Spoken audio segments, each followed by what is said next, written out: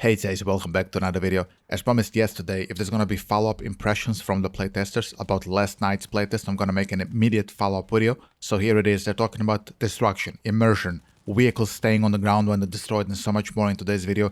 If you're new here, hey, welcome. My name is Ace. I post 2 to 3 Battlefield videos a week, covering Battlefield 6 leaks and every news Battlefield 6 related extensively.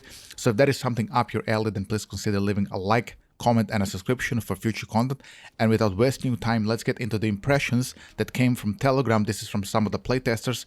They said, I'm watching the gameplay, sorry I can't leak it, but I'll share what I see. First he says, impression, judging by the book, there's so much more atmosphere, something is constantly exploding, there's smoke everywhere. What he's talking about basically is just ambient sounds and, you know, the visual ambient that you can see in the new Battlefield game. This is something that, in my opinion, Battlefield 2042 lacked quite a bit. I mean, Battlefield 2042 for me was so sterile, there was nothing going on. I mean, it's dead silent when you play Battlefield 2042. The only thing you hear is this cringe specialist screaming voice lines like, one down, woo! Or some, you know, very cringe things. Here, apparently, it was much more grittier, and visually, the developers are also showing now that this is something they really care about, such as, you know, ambient sound and visual representation of a massive war-torn Battlefield. He continues, the destruction looks incredible, the sound of broken glass is heard from the artillery strike, the building is blown to smithereens, the trash remains on the ground. Great, so it's not just going to be particle effects that just lower our FPS and text our graphic card. No, you know, pieces of the buildings are going to stay on the ground, which is great, which means I'm also going to have to upgrade my computer for the next Battlefield game, but that's fine, I'll do it. So the destruction was tested. We've seen the destruction they talked about last week. They showed a bunch of things, how it's going to operate, and apparently this is what they tested now in the Battlefield 6 Labs playtest. He continues, the wretched visual outline of the capture point is still left, but made less noticeable. If you don't know what he's speaking about the outline when you're on the capture point of a Conquest map. We don't know how it's going to look on Breakthrough, but on the Conquest map, it shows you like an outline if you're capping it or not. On the screen right now, I have dig up a little bit on Telegram myself, and I found exactly what this person is speaking about. So here is the outlines. They're in Russian or Ukrainian. I'm sorry if I cannot understand which language that is. You can see the first one, vertically, it's much higher than the new one, which is at the bottom, which is much more flat and kind of blended with the ground. For me personally, I really don't care about this. I played a lot of Overwatch and the other hero shooters, which had those outlines on every objective.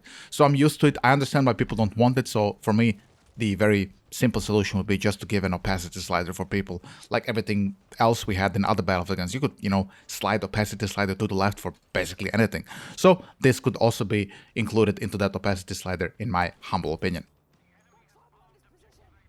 He continues, the location of the points and shelters are like Battlefield 4.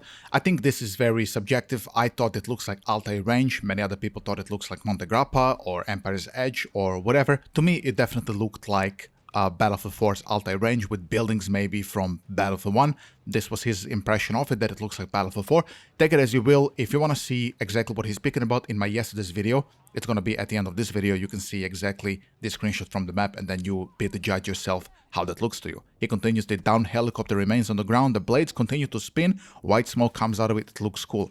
Great, so the vehicles are going to act as, you know, objects on the ground when they're destroyed. I'm not sure how long they're going to persist after they're destroyed, but the fact that it can create some cover or blocking other enemy vehicles, maybe tanks or LAVs who are trying to cross onto the point, is a pretty cool touch. I mean, it's a very nice attention to detail, which I think Battlefield really needs after Battlefield 2042, which basically had zero attention to detail. So with this, I'm also fine, as long as it doesn't disrupt the flow of the map very much.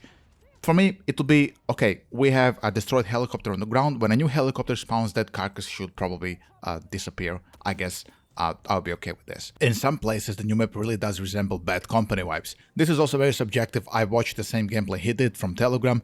To me, it represented more a mix of Battlefield 2042, Battlefield 5, and then, of course, the touch of Battlefield 4 from the immersion and the visual ambient, like the smoke and atmosphere he was speaking about earlier, and the sounds of the war and people chatting on radio chatting and so on. So this is also very subjective. That, as I mentioned as well with the map, you're gonna have to judge yourself when you see the gameplay.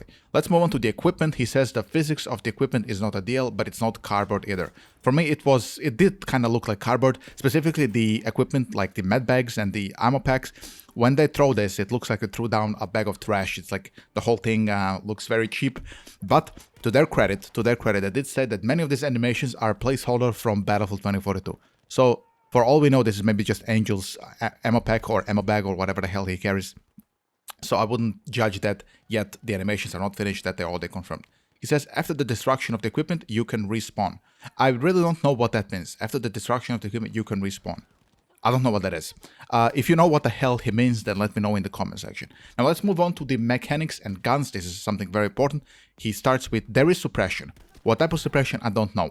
What I've seen is visual smear on your screen, a little bit of Vaseline like in BF3, nothing as strong as BF3, don't get me wrong here, but there was definitely a visual disruption on the screen when you were getting shot down by, I'm not sure if that was an LMG or a tank, but definitely a little bit more higher caliber weapons.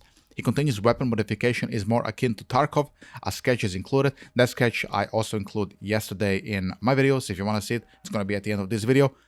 I'm not sure how I feel about this. I don't like the extraction shooters. I don't want to have any customization from those games. If it's not super disruptive, I guess I'm fine with it. For me personally, I'm very simple. I would just like to have a Battlefield 3 style, you know, give me a heavy barrel, give me a foregrip, give me a red dot, and I'm good to go. I don't need to, you know, change the screws, these minute things on my gun, the screws, the little paint, and or put a decal. I don't care, man. Okay? So if you really like this, this is good news for you. He also continues, there's really a lot of attachments. There are a lot of sites. I've seen also smeared screenshot. There really is a lot of attachments. But probably they're all going to do the same thing like the Battlefield 4 ones. You're going to have potato grip, you're going to have broccoli grip, and they're all just going to do the same thing.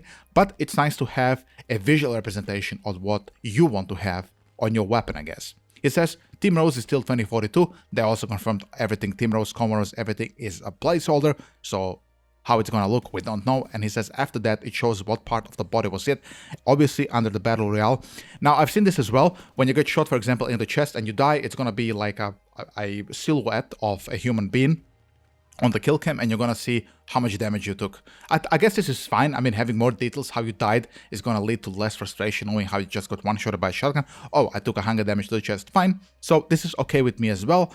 And it says M320, this is the proper, demolishes building very well, but not so much equipment.